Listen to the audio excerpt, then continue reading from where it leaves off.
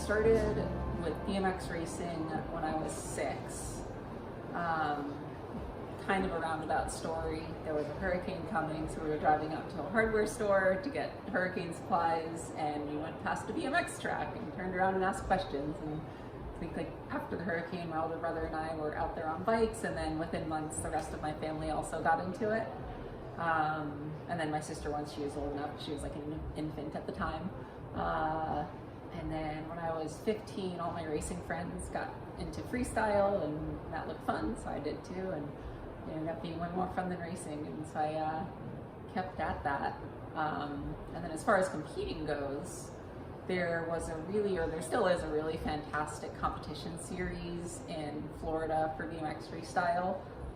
So I started doing those contests, and that kind of like taught me the ropes of like how to compete and like plan out a run and execute and like focus through your nerves, and how to navigate practice when there's like 30 people all trying to ride the course at the same time for a limited amount of time. And then in 2016, it was announced that the Olympics was adding BMX Freestyle to the schedule. And I had just graduated college, and I was like, that seems like a fun thing to try for. And like, it's kind of just like a big Hail Mary thing. Like, you have no idea how it's going to end up. But like my goal was to push myself as far as I could and just see how far I could get and just be proud of whatever that was. And it got as far as being the alternate for Tokyo. And I was working to requalify to go to Paris this summer. But my spot has been stolen from me by trans athletes being banned from competition in the middle of a season. So in the middle of a season, 2 weeks before the World Championship, the Union Cyclists International decided to ban trans athletes, which is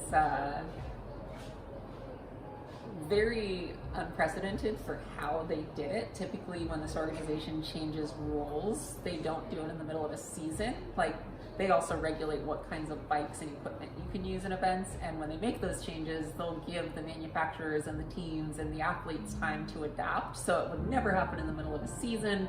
Typically, it wouldn't even happen in the middle of a game cycle.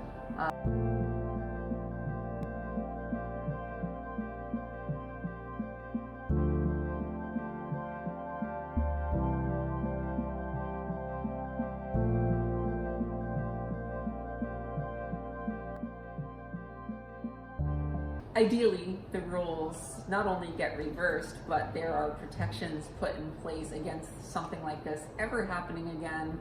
And not only that, but more of a push on representation and equality in elite sports. So instead of having like just removing the obstacles, there should be supports to help diverse athletes make it to the top levels of their sports. The finances of it are really hard to get around, and there absolutely should be some kind of system to assist athletes that don't come from such a fortunate background. And you look at demographics of income and workplace discrimination and poverty rates, it's more or less just follows a perfect pattern of any other kind of discrimination you may face in life. You're also going to have financial struggles that other athletes aren't going to have. So if somebody comes from a diverse background and they don't have the financial means of like wealthy parents, then there should be some kind of maybe scholarship support there, or even the qualification for the national teams where you do get to the fully funded level isn't set to where you have to self-fund your entire rise to that rank. You can actually be scouted and get support from a younger age, so we get more of a diverse representation, and we truly get the best athletes in the world, and not just the best who could afford to try. The cycling industry as a whole is unfortunately very hyper-capitalist. It is very much sell the latest, greatest, best, most expensive product, regardless of whether or not you need it. And if you don't have it, you do need it, and you're not really a real cyclist. There's very much a keeping up with the Joneses vibe to cycling culture. And that can be very discouraging to getting new people into the sport.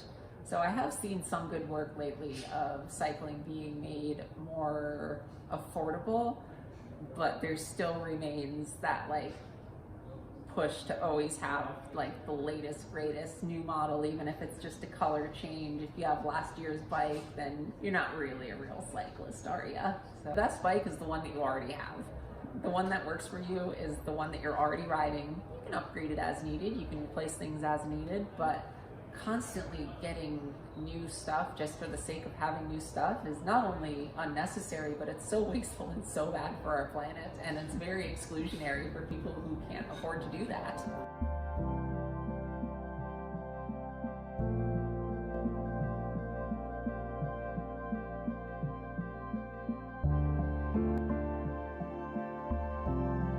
I just want to go make quick jumps in the woods with some friends and ride bikes and have fun.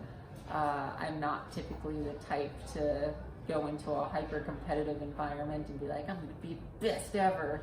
But I want to be able to show that anyone can set these goals and work towards them and achieve their dreams, even if they're, you know, like me when I was a little kid growing up as a trans girl thinking I don't have a place to exist in this world. I want to show the next generation, like, not only do you belong and you deserve to be alive, but you deserve to thrive and achieve everything you could possibly ever hope and dream of. And so that's why I've worked so hard to have kind of like a public athletic career. Is like, I don't necessarily care for competitions. I do somewhat enjoy the process, but it's a lot more anxiety than I would typically prefer to take on if left to my own devices. But really, the next generation, if there is somebody out there that really wants to go that route, I just want to show them that they deserve the right to do so, and that, you know, we're going to fight for their right to do so.